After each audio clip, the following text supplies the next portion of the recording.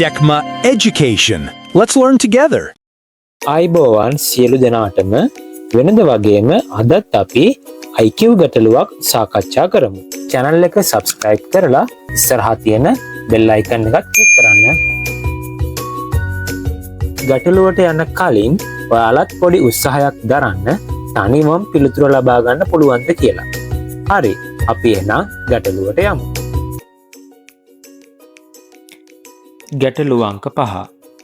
කමල්, සුනිල්, ජගත් සහ කපිල යන මිතුරන් 4 දෙනා වෘත්තියෙන් ගුරුවරයෙක්, ලිපිකරුවෙක්, පොලිස් නිලධාරියෙක් සහ ග්‍රාම සේවකයෙක් වන නමුත් එම වෘත්තීන් දී ඇත්තේ අනුපිළිවෙලින් නොවේ. එසේම විමලා, චිත්‍රා, විනීතා සහ ශාමා ඔවුන් සමග විවාහ වී ඇති අතර එයද දක්වා ඇත්තේ අනුපිළිවෙලින් නොවේ. පළමුනි ඉඟිය සුනිල් විනීතාගේ ස්වාමි පුරුෂයා නොවන අතර ඔහු ලිපිකරුවෙක් නොවේ. දෙවන ඉඟිය කපිල පොලිස් නිලධාරියෙකු නොවන අතර විමලාගේ ස්වාමි පුරුෂයා වේ. තුන්වන ඉඟිය කමල් විනීතාගේ ස්වාමි පුරුෂයා වන අතර ග්‍රාම සේවකයෙක් වේ. හතරවන ඉඟිය ජගත් පොලිස් නිලධාරියෙකු හෝ ගුරුවරයෙක් නොවේ. පස්වන ඉඟිය ශාමා ජගත්ගේ බිරිඳ නොවේ. අන්තිම ඉඟිය විනීතාගේ ස්වාමි පුරුෂයා ලිපිකරුවෙක් නොවේ. අහලා තියෙන ප්‍රශ්න තමයි සුනිල්ගේ බිරිඳ කවුද? දෙවෙනි ප්‍රශ්නය කපිලගේ රැකියාව කුමක්ද? තුන්වන ප්‍රශ්නය විනීතාගේ ස්වාමි පුරුෂයා කවුද? හතරවෙනි ප්‍රශ්නය සුනිල්ගේ රැකියාව කුමක්ද? අන්තිම ප්‍රශ්නය ජගත්ගේ රැකියාව කුමක්ද? අපි බලමු මේ ගැටලුව විසඳන ආකාරය. මේ ගැටලුව ඇත්තටම සංකීර්ණය වගේ පෙනුනට අපි මෙන්න මේ වගේ ටේබල් එකක් ගහගත්තන් පස්සේ පහසුවෙන්ම පිළිතුරු කරා යන්න පුළුවන්. මේ ටේබල් එක ගැන මම පැහැදිලි කරොත් මෙතන පුද්ගලයන්ගේ නම් 4 ඊට අදාළව ඔවුන් කරන රැකියා ගුරුවරයෙක්, ලිපිකරුවෙක්, පොලිස් නිලධාරියෙක්, ග්‍රාම සේවක කෙනෙක්. ඒ වගේම ඔවුන්ගේ භාර්යාවන්ගේ විස්තර විමලා, චිත්‍රා, විනීතා, ශාමා. හරි, අපි මේ වගේ ටේබල් එකක් ගහගෙන ඉඟි වලට යමු. සුනිල් විනීතාගේ ස්වාමි පුරුෂයා නොවන අතර ඔහු ලිපිකරුවෙක් නොවේ. සුනිල් කියන කෙනා විනීතාගේ ස්වාමි පුරුෂයා නොවේ. එනම් වැරදි එතන. ඒ වගේම සුනිල් ලිපිකරුවෙක් නොවේ. සුනිල් කියන කෙනා ලිපිකරුවෙක්ද නොවේ. එතනත් වැරදි.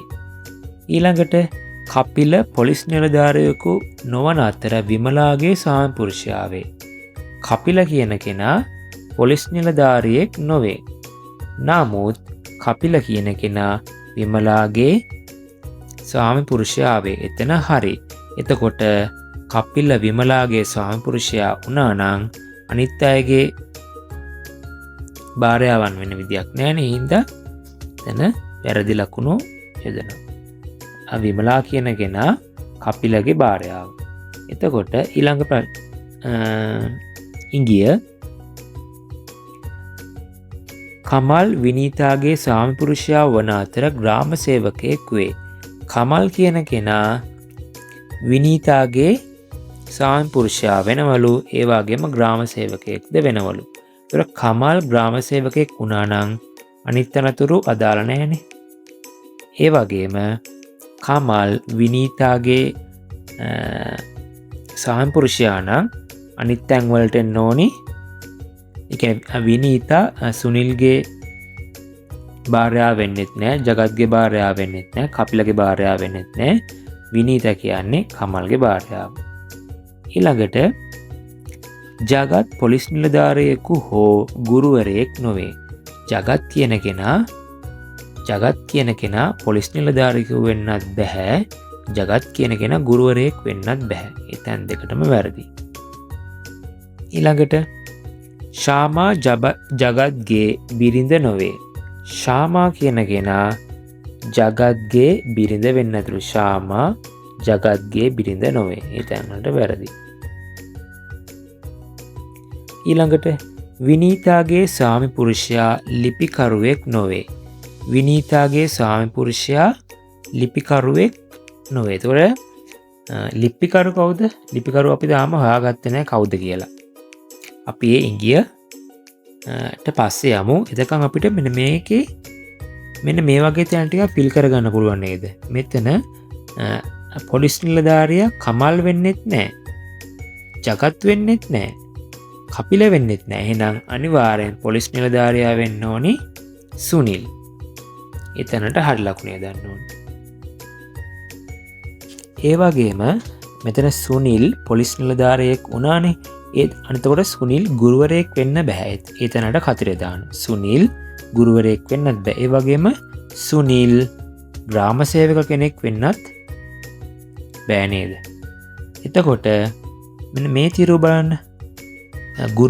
ගුරුවරු තීරුවේ කමල් ගුරුවරයෙකුත් නෙවෙයි. සුනිල් ගුරුවරයෙකුත් නෙවෙයි. ජගත් ගුරුවරයෙකුත් නෙවෙයි. එහෙනම් කපිල තමයි ගුරුවරයා. ඒක කපිල ගුරුවරයා වුණා නම් කපිල ලිපිකරුවෙක් වෙන්නත් බෑ. කපිල ග්‍රාම සේවක වෙන්නත් බෑ. දැන් මෙතන බලන්න. ලිපිකරු තීරුවේ කමල් ලිපිකරුවෙක් වෙන්නෙත් නැහැ. සුනිල් ලිපිකරු වෙන්නෙත් නැහැ. කපිල ලිපිකරු වෙන්නෙත් නැහැ. එහෙනම් ජගත් තමයි ලිපිකරු. ජගත් මෙතන ලිපිකරු වුණා නිසා ජගත්ට ග්‍රාම සේවක වෙන්නත් බෑ. ඒ තැන් වලට කතර දානවා. එතකොට මෙතන බලන්න. ජගත් කියන කෙනා විමලාගේ සාම්පුරුෂයාත් නෙවෙයි. විනීතාගේ සාම්පුරුෂයාත් නෙවෙයි. ශාමාගේ සාම්පුරුෂයාත් නෙවෙයි. එහෙනම් ජගත් කියන කෙනා චිත්‍රාගේ සාම්පුරුෂයා වෙන්න ඕන. මෙතන කතර ලකුණ ඇදලා තියෙන ශාමාගේ සාම්පුරුෂයා ජගත් වෙන්නත් බෑ. විනීතාගේ සාම්පුරුෂයා ජගත් වෙන්නත් බෑ. විමලාගේ සාම්පුරුෂයා ජගත් වෙන්නත් බෑ. එහෙනම් ජගත් වෙන්න පුළුවන් චිත්‍රාගේ සාම්පුරුෂයා. ඒතකොට මෙතන තමයි හරි ලකුණ. ජගත් චිත්‍රාගේ සාම්පුරුෂයා වුණ නිසා චිත්‍ර අනිත් කට්ටියගේ භාර්යාවන් වෙන්නේ නැහැ. කමල්ගේ භාර්යාව වෙන්නෙත් නැහැ. සුනිල්ගේ භාර්යාව වෙන්නෙත් නැහැ. කපිලගේ භාර්යාව වෙන්නෙත් නැහැ. එතකොට බලන්න මෙතන කමල් කියන කෙනා විමලාගේ සාම්පුරුෂය වෙන්නෙත් නැහැ. චිත්‍රාගේ සාම්පුරුෂය වෙන්නෙත් නැහැ. විනීතගේ සාම්පුරුෂයනේ. එහෙනම් ශාමගේ සාම්පුරුෂයා වෙන්න බැරි හින්දා එතන කතර ලකුණ දානවා. එහෙනම් මෙතන කපිල කියන එක්කෙනා විමලාගේ සාම්පුරුෂයා වෙලානේ. ඒතකොට ශාමගේ සාම්පුරුෂයා වෙන්න බෑනේ. එහෙනම් මෙතන කෙලින්ම අපිට තර්ක කිරීමකින් තොරව මෙතන වැරදි ලකුණු 3ක් තියෙන හින්දා මෙතන අනිවාර්යෙන් හරි ලකුණ එන්න ඕනේ. එතකොට ශාමා කියන්නේ සුනිල්ගේ භාර්යාව. ඒතර මෙන්න මෙතන දීලා තියෙන දත්ත අපිට අදාළ වෙන්නේ නැහැ බලන්න. විනීතාගේ සාම්පුරුෂයා ලිපිකරුවෙක් නොවේ. අපිට ඊට අදාළ ඉංගියක් කලින් දීලා තියෙන මේ බලන්න. කමල් විනීතාගේ සාම්පුරුෂයා වන අතර ග්‍රාම සේවකයෙක්. ඒතර විනීතාගේ සාම්පුරුෂයා ග්‍රාම සේවකයෙක් කියලා කලින් අපිට කියලා දෙනවා. මේ දීලා තියෙන ඉංගිය අපි පටලවන්න දීපු ඉංගියක්. මේකෙන් ඇත්තටම මේක සම්බන්ධ ඉංගිය කලින් දීලා දෙන බලන්න. විනීතාගේ සාම්පුරුෂයා ලිපිකරුවෙක් නොවේ. අපි ඒක කොහොමද දන්නවා කලින් නේද? මේ විනීතාගේ සාම්පුරුෂයා කමල් වන අතර ග්‍රාම සේවකයෙක් වේ. එතකොට අපි දන්නවා අනිවාර්යෙන් විනීතා ලිපිකරුවෙක් නොවේ. අනිවාර්යෙන් විනීතගේ සාම්පුරුෂයා ග්‍රාම සේවකයෙක් නේ. හින්ද ලිපිකරුවෙක් නොවේ. ඒක අපි පටලවන්න දීපු ඉංගියක්. අපි බලමු ප්‍රශ්න වලට කොහොමද උත්තර හොයන්නේ කියලා. සුනිල්ගේ බිරිඳ කවුද? එතකොට සුනිල්ගේ බිරිඳ ශාමා. සුනිල්ගේ බිරිඳ ශාමා වේ. කපිලගේ රැකියාව කුමක්ද? කපිලගේ රැකියාව ගුරු වෘත්තිය. විනීතාගේ ස්වාමිපුරුෂයා කවුද? විනීතාගේ ස්වාමිපුරුෂයා කමල්.